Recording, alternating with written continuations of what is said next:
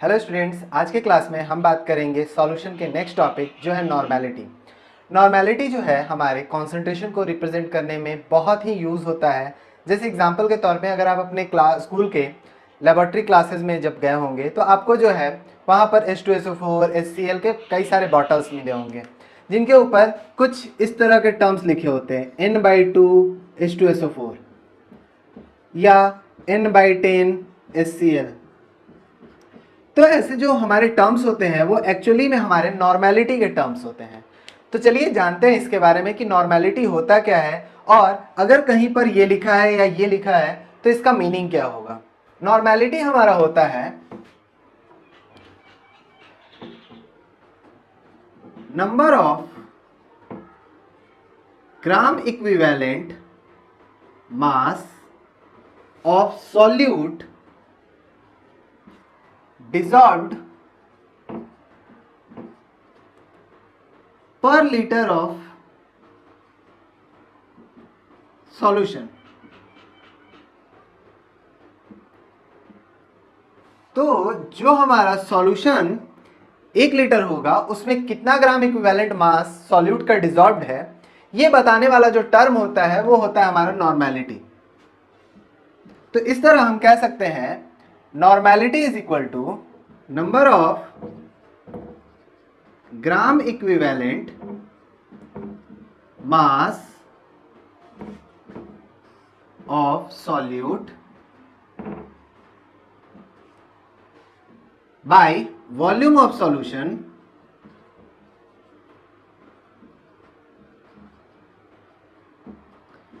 ये ध्यान रखना है इन लीटर होना चाहिए। जैसा हमारा मोलैरिटी वगैरह में था उसी तरह का ये भी है। मोलैरिटी में हमारा नंबर ऑफ मोल्स रहता था, इसमें नंबर ऑफ ग्राम इक्विवेलेंट मास रहेगा। वॉल्यूम उसमें भी रहता था, लीटर में रहता था। तो आगे देखते हैं, जो सिंबल होता है वो होता है capital N.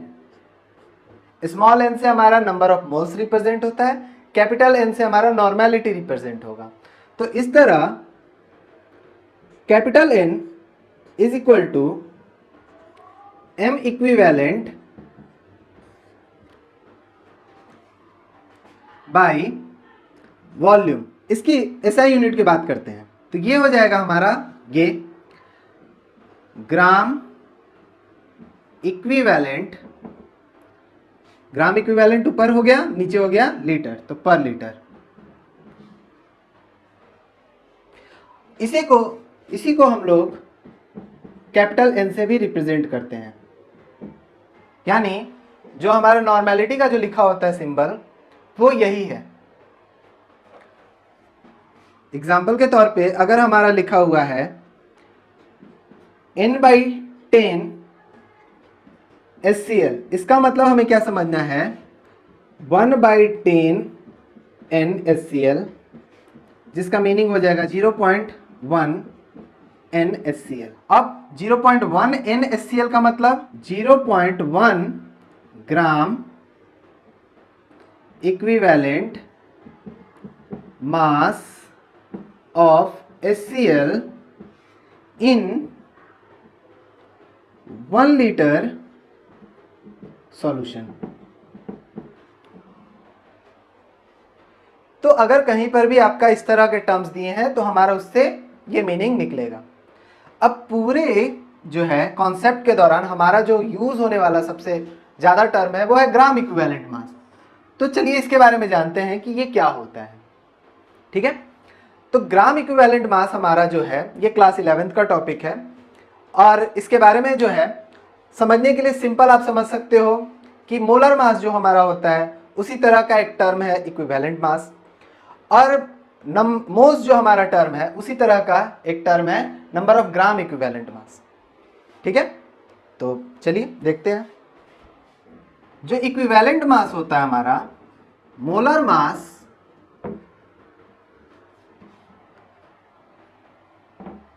Per unit charge या per unit oxidation state, per unit valency per unit acidity per unit basicity and so on. Equivalent mass के बराबर हमारा हो जाएगा molar mass by N factor. ये एन फैक्टर अब क्या है, तो एन फैक्टर हम बोलेंगे अगर कोई एलिमेंट है उसका वैलेंसी,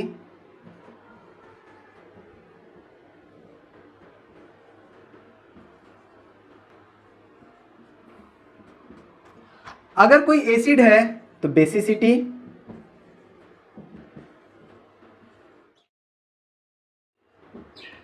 अगर कोई बेस है तो एसिडिटी,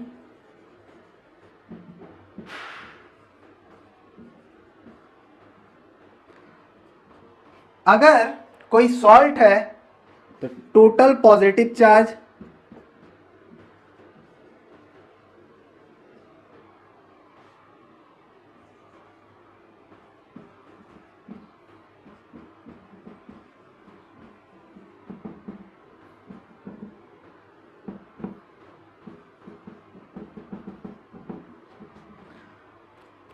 अगर कोई आयन है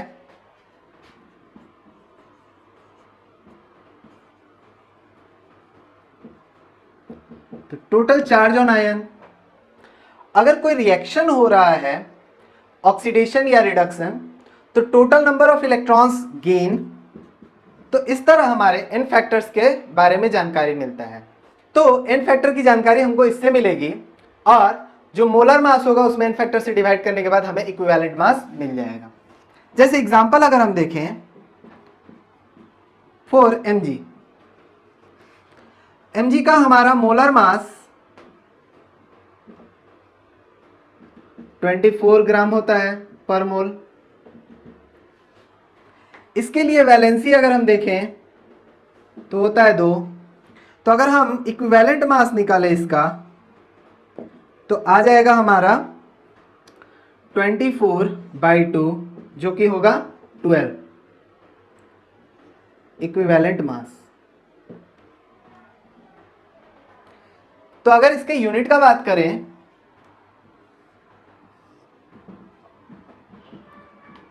तो यूनिट इसका यूज होता है इक्विवेलेंट मास या फिर ग्राम इक्विवेलेंट मास।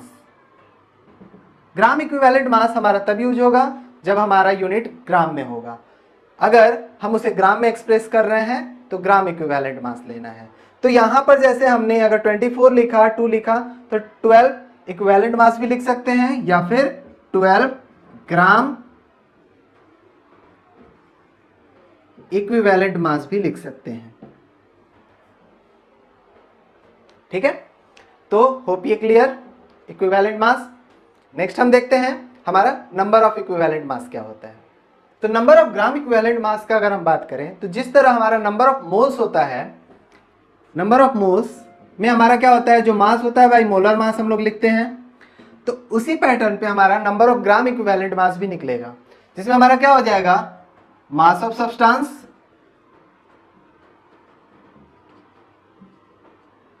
बाय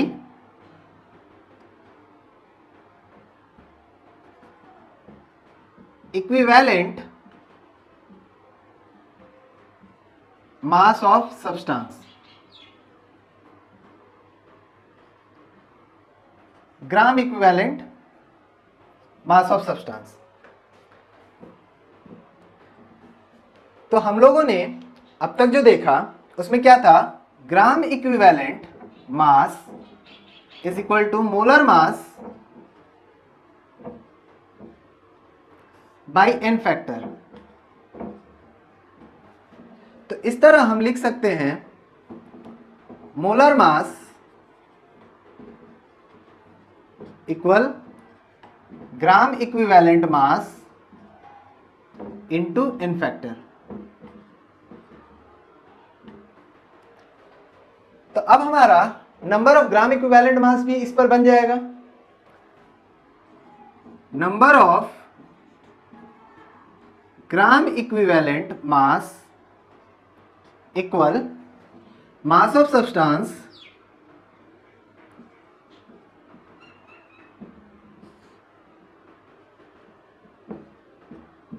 अब ग्राम इक्विवेलेंट मास की जगह पर अगर हम इसको पुट करते हैं तो हमारा आ जाएगा मोलर मास,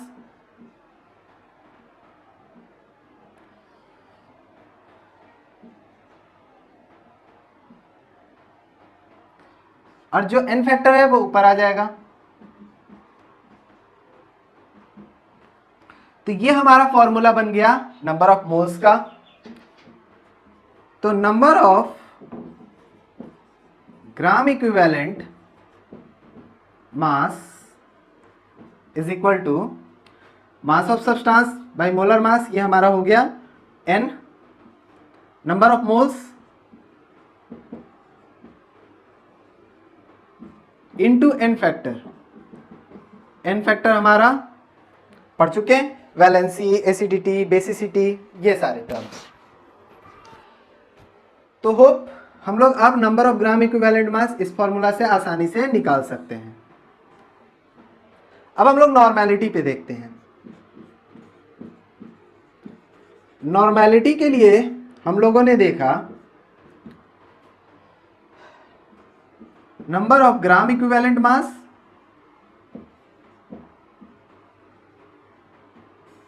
बाय वॉल्यूम। तो अगर हम इस जगह पर ये वैल्यू पुट करें तो हमारा आ जाएगा n into n factor by V. n by V हमने क्या पढ़ा? मोलैरिटी। तो हमारा n is equal to m into n factor, that is normality is equal to molarity into n factor.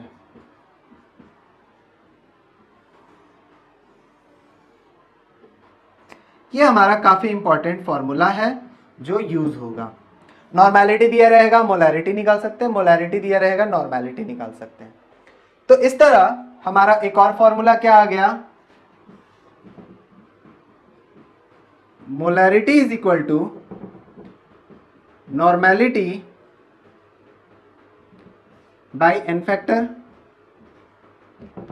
तो अब तक हमने जाना normality is equal to molarity into n factor. तो हमारा जो है इससे मोलैरिटी का फॉर्मूला निकल जाएगा, n is equal to m into n factor. तो m is equal to n by n factor. और ये हमारा काम करेगा किसका? सॉल्यूट का,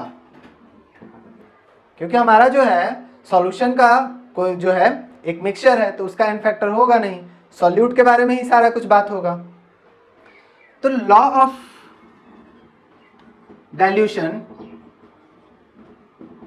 हम लोग जानते हैं m1v1 is equal to m2v2। तो इस तरह हमारा हो जाएगा n1 by n factor into v1 is equal to n2 by n factor into v2। तो ये हमारा सेम होगा, इसलिए हमारा जो डेराइव्ड फॉर्मूला हो गया वो n1 v1 is equal to n2 v2। तो जिस तरह मोलैरिटी का लॉ ऑफ डाइल्यूशन है उसी तरह नॉर्मेलिटी पर भी लॉ ऑफ डाइल्यूशन फॉलो होगा, लॉ ऑफ मिक्सिंग भी इस पर फॉलो होगा। तो लॉ ऑफ मिक्सिंग हमारा क्या था? m1v1 plus m2v2 is equal to m3v1 plus v2। तो इन द सेम मैनर हमारा हो जाएगा N1V1 plus N2V2 is equal to N3V1 plus V3। So ये फॉर्मूले आपको बहुत सारे न्यूमेरिकल्स को बनाने में हेल्प करेगा। तो ये सारे काफी इंपॉर्टेंट फॉर्मूले हैं। अब इस पर बेस्ड कुछ क्वेश्चंस देखते हैं। तो नॉर्मेलिटी पर बेस्ड एक क्वेश्चन देखते हैं जिसमें क्या कह रहा है, कैलकुलेट करना है नॉर्मेलिटी। एक सॉल्यूशन है जिसमें 31.5 ग्राम हाइड्रेटेड ऑक्जेलिक एसिड है जिसका फॉर्मूला भी दिया हुआ है इन 1250 ml ऑफ सॉल्यूशन। तो यहाँ सॉल्यूशन का वॉल्यूम दे दिया है और मास दे दिया है। तो हम लोगों को क्या करना है, हम लोगों को नॉर्मेलिटी निकालना है। तो नॉर्मेलिटी के लिए हम लोगों ने जो फॉर्मूले पढ़े उनमें से कोई सा भी फॉर्मूला आप अप्लाई कर सकते हैं। यहाँ पर हम क्या यूज करेंगे ताकि हमारा आसान पड़े। सबसे पहले हम देखेंगे कि ये क्या है, हमारा ऑक्जेलिक एसिड है जिसका फॉर्मूला दिया हुआ है H2C2O4 2H2O। तो एसिड है तो इसका बेसिसिटी निकल जाएगा।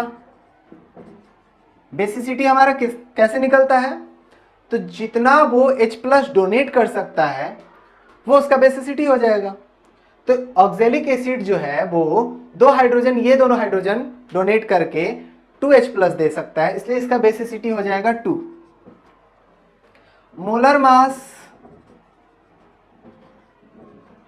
अगर हम इसका निकालें तो मोलर मास हमारा हो जाएगा 2, 24, 64 प्लस 2 × 18, तो ये आ जाएगा 126 ग्राम पर मोल। अब यहां पर हमारा क्या दिया है, वॉल्यूम।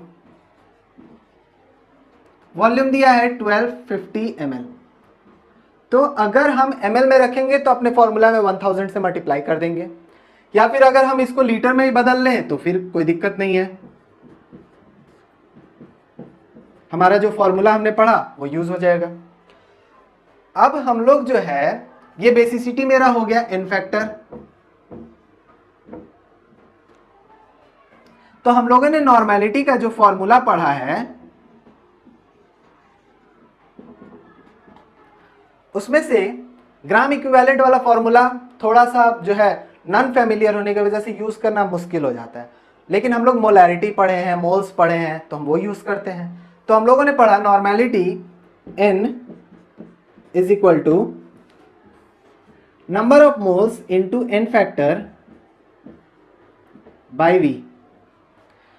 तो नंबर ऑफ मोल्स के लिए हम लोगों ने पढ़ा mass by molar mass, mass by molar mass into v into n factor. तो मास मेरा दिया है 31.5, n फैक्टर मेरा 2, मोलर मास हमने निकाल लिया 126, वॉल्यूम दिया हुआ है 1250, ऊपर आ गया 1000। ठीक है, तो ये हमारा इतना सॉल्व करने के बाद आ जाएगा 0.4 n। तो होप ये आपको अच्छे से समझ में आया होगा। कोई डाउट होगा तो आप कमेंट कीजिएगा।